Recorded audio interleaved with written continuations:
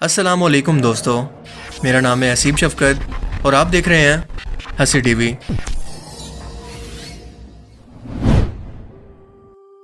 हमारी ज़मीन का सरकमफेरेंस यानी एक हिस्से से दूसरे हिस्से तक की गोलाई तकरीबन 40,000 किलोमीटर है और ये अपने खुद के एक्सिस पर तकरीबन 1600 किलोमीटर पर घंटा की स्पीड से घूम रही है और अपना एक चक्कर तकरीबन 24 घंटों के अंदर मुकम्मल करती है। लेकिन क्या आप जानते हैं कि ज़मीन के अंदर भी एक बहुत बड़ा सॉलिड कोर या बहुत बड़ी एक बॉल मौजूद है जो कि हर वक्त इसके अंदर घूमती रहती है और हर 70 साल के बाद अपनी डायरेक्शन को बदल लेती है। इस बार हाल ही में खबरों के अंदर इसके मुतालिक दुनिया भर के अंदर काफ़ी शोर मचा रहा कि एक बार फिर से ज़मीन के कोर ने अपनी डायरेक्शन को बदल कर इंसानों के लिए रेड अलर्ट को जारी कर दिया है, क्योंकि ये शायद कोई क़यामत की निशानी है और अब ज़मीन अनकरीब तबाही की तरफ जा रही है। मगर सवाल यह है कि क्या वाकई ऐसा कुछ मुमकिन है? इन खबरों में किस हद तक सच्चाई है? ये ज़मीन की कोर दरअसल है क्या ये वाकई रुक चुकी है, या इस कोर का अचानक से रुक जाना या फिर उल्टी डायरेक्शन के अंदर घूमना क्या वाकई क़यामत की तरफ इशारा है कि इसके बाद बहुत जल्द ज़मीन पर बहुत बड़ी तबाही आने वाली है? आइए इन तमाम सवालों के जवाब साइंटिफिक पॉइंट ऑफ व्यू से जानने की कोशिश करते हैं। और इस सवाल का जवाब जानने के लिए हमें सबसे पहले ज़मीन की बनावट को समझना होगा। ज़मीन की सरफेस को छोड़कर इसकी गहराइयों के अंदर उतरना होगा। पूरी इंसानी तारीख के अंदर अब तक इंसान सिर्फ 12 किलोमीटर गहराई तक ही जा चुके हैं कि जान सकें कि ज़मीन की गहराई के नीचे आखिर क्या कुछ मौजूद हो सकता है। यह गड्ढा खोदा गया था रशिया के अंदर जो कि तकरीबन 12 किलोमीटर गहरा था और इसका नाम था कोला सुपर डीप होल। लेकिन 12 किलोमीटर के बाद मजबूरन इस गड्ढे को बंद करना पड़ा, क्योंकि यहाँ पर मौजूद इंस्ट्रूमेंट या तो इस कदर गहराई पर काम करना बंद कर चुके थे या फिर इसकी हीट से पिघल रहे थे। लेकिन जदीद इंस्ट्रूमेंट्स की मदद से आज हम ज़मीन के लेयर्स को कुछ इस तरह से जानते हैं कि अगर इसे एक स्लाइस या पीस या टुकड़े की सूरत में देखें तो ये हमें कुछ इस तरह से नजर आती है। मगर इसे आसान और सिंपल रखने के लिए आप बस ये समझ लें कि इसे 4 बड़े हिस्सों के अंदर तकसीम किया गया है। नंबर 1 है crust, number 2 mental, number 3 outer core और सबसे लास्ट 4th नंबर पर है इनर कोर। सबसे ऊपरी लेयर को कहते हैं क्रस्ट, जो कि अर्थ क्रस्ट यानी ज़मीनी हिस्सा जहाँ पर कॉन्टिनेंट मौजूद हैं, और समुद्री हिस्सा की गहराई से जो कि आमतौर पर 4 से 5 किलोमीटर होती है उससे लेकर 70 किलोमीटर गहराई तक मौजूद है और यहाँ का टेम्परेचर 500 से लेकर 1000 डिग्री सेल्सियस तक होता है।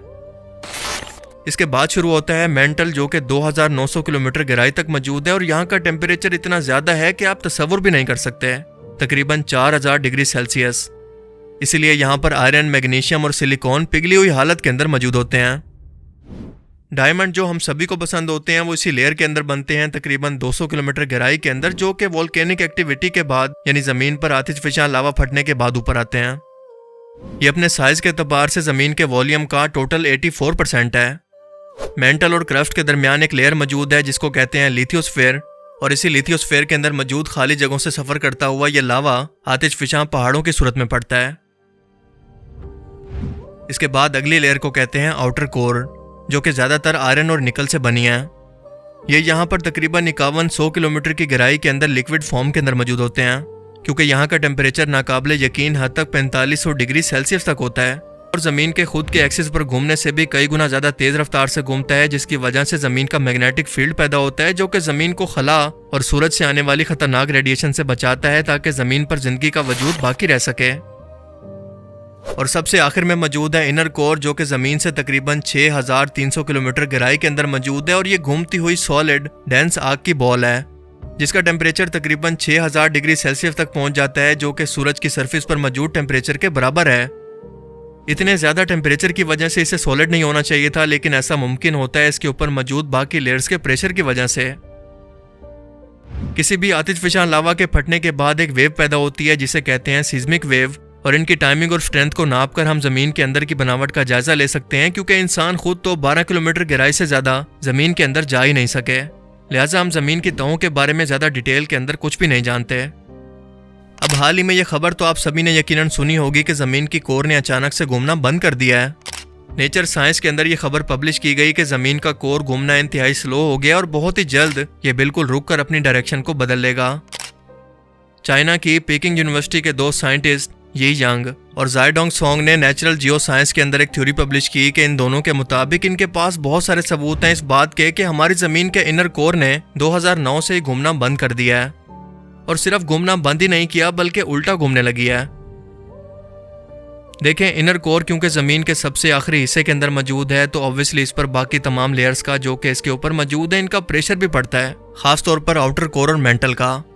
अब आउटर कोर क्योंकि लिक्विड शेप के अंदर मौजूद है और मुसलसल घूमती रहती है तो इसी रोटेशन की वजह से इलेक्ट्रिसिटी पैदा होती है, जिसकी वजह से ज़मीन का मैग्नेटिक फील्ड पैदा होता है जो कि ईस्ट से लेकर वेस्ट साइड पर मुसलसल घूमता रहता है।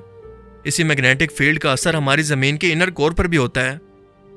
और दूसरी चीज़ कि हमने जाना कि मेंटल का मैस क्योंकि बहुत ज़्यादा है और हम जानते हैं कि जिस चीज़ का मैस बहुत ज़्यादा हो इसकी ग्रेविटेशनल फोर्स भी बहुत ज़्यादा होती है और इसीलिए मेंटल का सारा प्रेशर जाता है इनर कोर पर।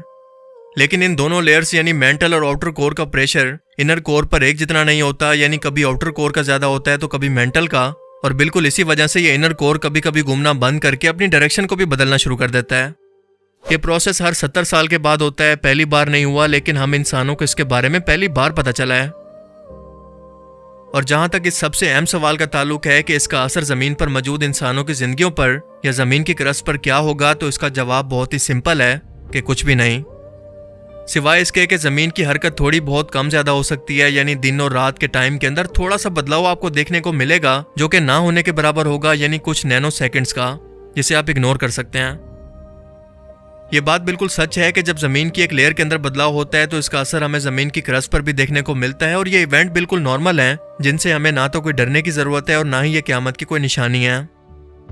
पर हकीकत ये भी है कि हम इंसान चाह कर भी ज़मीन की गहराई के अंदर इतना कुछ नहीं जानते कि जो कि हमें जानना चाहिए कि वहाँ पर क्या कुछ मौजूद है, क्या हमें वहाँ पर भी ज़िंदगी का कोई वजूद मिल सकता है, और इससे मिलते जुलते बहुत से सवाल।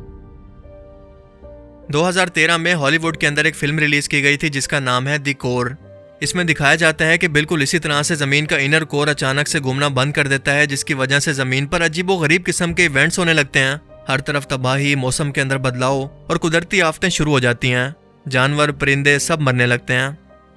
लिहाजा साइंटिस्ट की कुछ टीम ज़मीन के अंदर ड्रिलिंग करके ज़मीन के इनर कोर तक पहुंचकर यहाँ पर एक न्यूक्लियर बॉम्ब को ब्लास्ट करती है ताकि ये कोर दोबारा से घूमना शुरू कर दे, और बिल्कुल ऐसा ही होता है और ये ज़मीन को बचा लेते हैं। पर आप जानते हैं कि हकीकत के अंदर तो ज़मीन की 12 किलोमीटर गहराई के अंदर भी जाना मुमकिन नहीं, क्योंकि यहाँ पर मशीनरी और मेटल से बनी कोई भी चीज़ इतना टेम्परेचर बर्दाश्त ही नहीं कर सकती। और दूसरा, न्यूक्लियर बॉम्ब्स की ज़मीन के कोर के साइज के मुकाबले में हैसियत ही क्या है। सो ये सिर्फ एंटरटेनमेंट के लिए एक साइंस फिक्शन फिल्म थी जिसका हकीकत और कॉमन सेंस से कोई ताल्लुक नहीं। सो फिक्र की कोई बात नहीं, क्योंकि ज़मीन पर ज़िंदगी बिल्कुल इसी तरह से नॉर्मल चलती रहेगी और अगले 70 साल के बाद हमें बिल्कुल यही इवेंट दोबारा देखने को मिलेगा, लेकिन शर्त यह है कि हम सब अगले 70 सालों तक जिंदा हों। आई होप कि आज के इस वीडियो से आपको बहुत कुछ नया जानने को मिला होगा और ये वीडियो आपको पसंद आया होगा। अगर ये वीडियो आपको अच्छा लगा तो इसे लाइक कीजिए, और अब मैं मिलूंगा आपसे एक ऐसी ही नई इंटरेस्टिंग वीडियो में। तब तक के लिए अपना बहुत सा ख्याल रखिएगा। Thanks for watching this video. अल्लाह हाफिज़।